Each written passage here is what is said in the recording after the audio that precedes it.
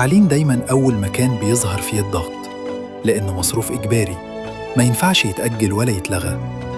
أي ضغط اقتصادي بيخلي العيلة تفكر تقلل هنا أو تغير اختيارها، وده بيخلق إحساس إن الأمان التعليمي مش ثابت، وده شعور تقيل على أي بيت. الكهرباء مثال واضح على الفجوة بين الإنجاز والإحساس. القدرة الإنتاجية اتحسنت والشبكة بقت أقوى، لكن المواطن بيتأثر بالحظة، فاتورة أعلى، تحميل في الصيف، أو قلق من تغير التسعير. فالتحسن موجود، لكن الإحساس بالاستقرار بيجي متأخر شوية عن الواقع الفني. وده يخلينا نسأل السؤال الأهم: ليه كل اللي اتبنى ده المواطن لسه مش حاسس بعائده؟ الإجابة ببساطة لأن في فجوة زمنية، فجوة بين الإنشاء والإحساس بالعائد. إحنا في مرحلة اسمها مرحلة البناء التقيل. معظم الفلوس اللي اتصرفت في السنين اللي فاتت راحت في 3 اتجاهات رئيسية.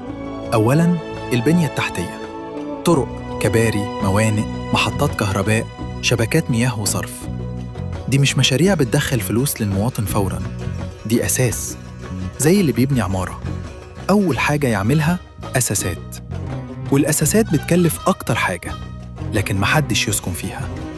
تانياً، التمويل: جزء كبير من الموارد بيروح لخدمة الدين، سداد أقساط، فوائد، وإعادة تمويل، وده بيضغط على السيولة اللي ممكن تتحط فوراً في تحسين مستوى معيشة الناس. ثالثاً، التشغيل والاستيراد: كتير من المصانع والمشروعات احتاجت معدات، مواد خام، وقود، وده كله مرتبط بسعر الدولار والطاقة. يعني حتى لما المصنع يشتغل تكلفته الأولية عالية، فمش هيقدر يخفض السعر على المستهلك بسرعة. عشان كده المواطن شاف معدات، ورش، طرق، مشروعات بتتفتح، لكن ما شافش لسه زيادة ملموسة في دخله ولا انخفاض سريع في الأسعار. وده مش لأن العائد مش موجود، لكن لأنه لسه محبوس جوه الدورة الاقتصادية.